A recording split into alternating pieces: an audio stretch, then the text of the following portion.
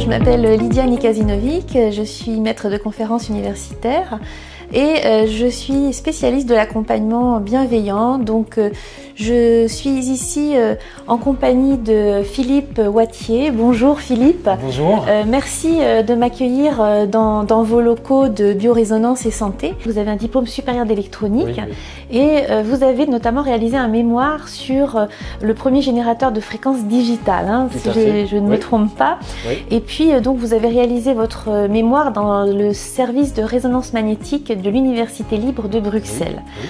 Alors vous êtes par ailleurs fondateur de la société Biorésonance et Santé et vous avez également un diplôme de naturopathe, vous êtes professeur de Tai Chi Chuan et également coach en développement personnel. Tout à fait. Alors, est-ce que vous pourriez nous parler aujourd'hui de votre activité, de votre société et puis de ces appareils qui apparemment sont tout à fait innovants et qui pourraient aider les étudiants à gérer leurs émotions, à gérer leur stress?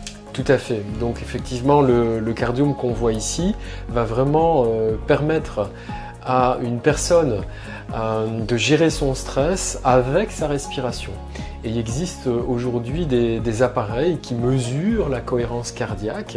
Et cette cohérence cardiaque va vraiment nous démontrer la manière, en respirant de manière harmonieuse. Donc on sait aujourd'hui qu'à l'inspire, le rythme du cœur augmente et à l'expire, le rythme du cœur diminue. Et c'est cette cohérence cardiaque que l'on peut acquérir avec des exercices simples et idéalement le vérifier avec des appareils. On va améliorer tout simplement son état émotionnel, son état de stress, puisqu'on sait que le cœur, dès qu'il y a une émotion, par exemple un stress va arriver, eh bien beaucoup plus de sang va être pulsé dans les muscles, dans le système cardiovasculaire. Et par contre, quand on est dans un état de relaxation, quand on se réveille le matin après une excellente nuit de sommeil, on sait que notre cœur bat beaucoup plus lentement, beaucoup plus harmonieusement. Et donc l'idée c'est quoi? C'est de dire ok, je dois présenter un mémoire de fin d'études. Est-ce qu'il existe un moyen simple, efficace, sous mon contrôle, que je peux utiliser pour me permettre de retrouver de la puissance personnelle et de la gestion dans le domaine de mes émotions? C'est ce que vous proposez aujourd'hui aussi, et c'est la raison pour laquelle nous sommes rencontrés. Je suis très contente qu'il y ait des spécialistes comme vous qui peuvent nous démontrer finalement l'efficacité de ces pratiques que je propose et qui sont vraiment basées sur des données scientifiques, sur de la physiologie du corps, sur le système nerveux autonome, etc. Donc merci beaucoup de cette présentation. Je vous en prie. En tout cas, on va passer maintenant aux mesures. Le cardium se présente sous forme de 4 paramètres principaux qu'on a étudiés tout à l'heure. Donc nous venons de faire votre mesure. Oui, avec les électrodes là, montrez-nous. C'est ça, donc nous avons 2 petites électrodes, donc c'est très pratique. Voilà, c'est classique, c'est ce qu'il y a comme d'habitude dans tous les hôpitaux, chez le médecin. C'est un électrocardiogramme tout à fait traditionnel, si ce n'est qu'on va voir qu'il y a des particularités, puisque donc, comme j'expliquais, on a la mesure du pouls profonde. Et donc on voit par exemple chez vous ici, un index de tension qui doit être entre 10 et 100 et qui représente en fait la force du myocarde. Et donc la force du myocarde, c'est quoi? C'est cette capacité du cœur, qui est un muscle, c'est cette capacité du cœur à faire face aux efforts. Ça peut être une montée, une descente d'escalier, ça peut être aussi une infection bactérienne, virale, il y a une montée de température, et bien le cœur, on va se rendre compte que le cœur va battre beaucoup plus. Eh bien, vous êtes entre 10 et 100, ce qui est tout à fait dans la norme, c'est même très bien. Un index d'équilibre végétatif, bon, eh bien, vous le proposez aussi sans doute dans l'enseignement, l'équilibre entre l'ortho et le parasympathique.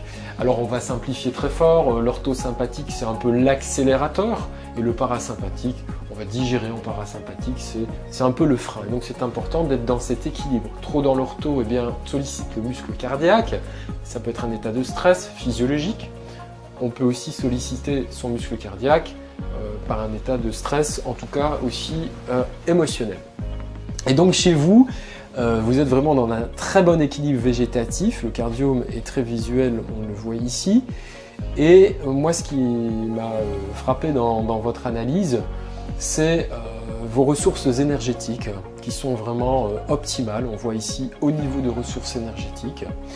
Ça nous permet de nous rendre compte en un coup d'œil quand on reçoit un sujet, quand le thérapeute reçoit un patient, quand le particulier, puisqu'il est aussi tout à fait destiné aux particuliers, cet appareil, ça permet vraiment en quelques clics, donc c'est l'histoire de 10 minutes, on l'a fait ensemble tout à l'heure. Tout à fait, oui. Ça permet de voir les ressources énergétiques, donc on sait tout de suite voir si la personne est au taquet ou pas.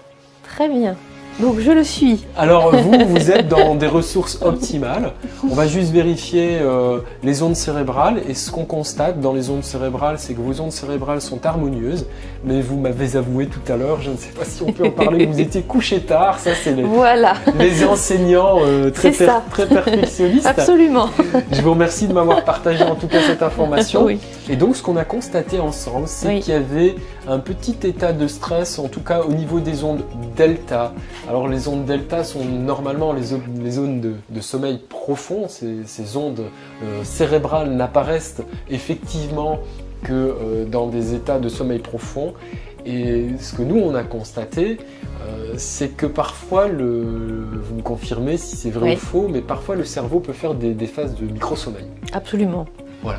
Et donc ça c'est scientifiquement reconnu. Et donc il y a une génération soudaine, ça peut être quelques secondes, mais d'ondes cérébrales à très basse fréquence comme celle-là. Et puis, automatiquement, ça peut être une phase d'inattention et donc c'est une fatigue passagère. Et donc, c'est ce que on avait constaté ensemble. Oui, mais c'est tout à fait intéressant de voir finalement qu'avec cet appareil, rien qu'avec la mesure de la cohérence cardiaque, on arrive à voir que finalement, j'ai pas assez dormi. Et l'impact finalement que ça peut avoir sur les ondes cérébrales. Tout à fait. C'est assez extraordinaire. Voilà, je trouve que cette cohérence cardiaque, elle a vraiment énormément de choses à nous apporter. Et le niveau énergétique, parce que là, vous êtes dans un excellent niveau énergétique, mais on peut penser que si vous aviez dormi suffisamment, vous seriez d'abord avec beaucoup plus d'énergie, beaucoup plus de force pour réaliser une tâche, pour vous concentrer, par exemple, sur la réalisation de cette interview peut-être ou d'un accompagnement pour les étudiants, voilà. Puisque c'est l'objet aussi de cette rencontre. Et donc on va trouver des conclusions. Alors je ne vais pas rentrer dans les détails, mais il y a aussi un fond hormonal. On va mesurer avec le cardio, on a une idée du fond hormonal. Ce n'est pas une mesure très précise d'une hormone particulière. Par contre, on va avoir, grâce à ce fond hormonal, si on est thérapeute, on va pouvoir dire ok, si le fond hormonal est au taquet, on va aller voir les surrénales, le pancréas, la thyroïde, etc., avec un appareil d'une autre gamme et que vous savez déjà utiliser aussi, qui est l'Omscan 3, où là c'est vraiment un appareil de terrain. Maintenant, le cardiome lui prend les éléments principaux. C'est pour ça qu'il est facile d'usage pour le particulier. Très bien. Bah d'ailleurs, vous nous mettrez, on va mettre en dessous de cette vidéo toutes les références et le lien vers votre site pour ceux qui seraient plus intéressés pour en savoir plus. Et je pense qu'il y a énormément de choses intéressantes à découvrir sur votre site. Tout à fait. Et grâce à vous aussi, les références scientifiques qui étayent nos propos. Tout à fait. Donc tout ça, c'est expliqué scientifiquement. Et on attend en tout cas beaucoup de la physique quantique pour nous expliquer tout ça. Voilà. Alors on va arriver à une conclusion. Et on retrouve une conclusion générale où on voit que c'est vraiment votre qualité de régulation entre votre ortho et votre parasympathique qui est vraiment dans les ressources les plus élevées en ce qui vous concerne.